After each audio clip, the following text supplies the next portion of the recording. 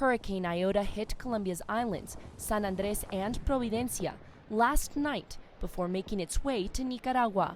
Officials are just starting to assess the damage to Providencia, the Colombian island closest to Nicaragua, which was possibly hit the hardest. Colombian President Iván Duque said one person had been killed there, and more than 90% of the island's infrastructure had been destroyed.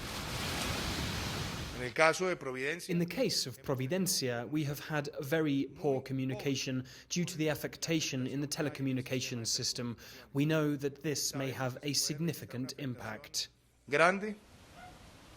On Tuesday morning, the Office of the Presidency said President Duque was in Colombia's coastal city of Cartagena, waiting for safe weather conditions to head to the Colombian island of San Andres.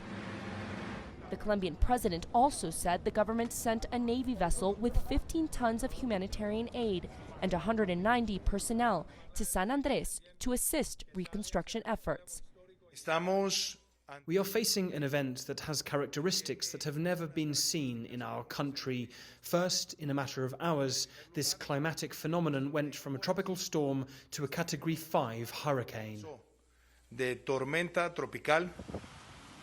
After hitting the Colombian islands, Hurricane Iota hit Nicaragua's coast as a Category 4 storm, with winds hitting at about 250 kilometers per hour. Nicaragua's officials said they had evacuated around 40,000 people from areas in the storm's path.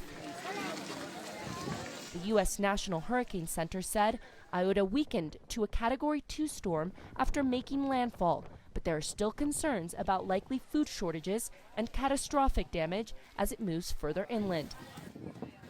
Residents of coastal town Puerto Cabezas had to find shelter and evacuate the hospital. The town had already been hit 2 weeks earlier by Hurricane Iota and were receiving aid in anticipation of hard times ahead. God willing, and nothing serious will happen. But let people have food and something to sustain them for these days, in case it is going to get tough. As the hurricane moves inland towards Honduras, the greatest concern now are the torrential rains drenching areas devastated just 2 weeks ago by Hurricane Iota.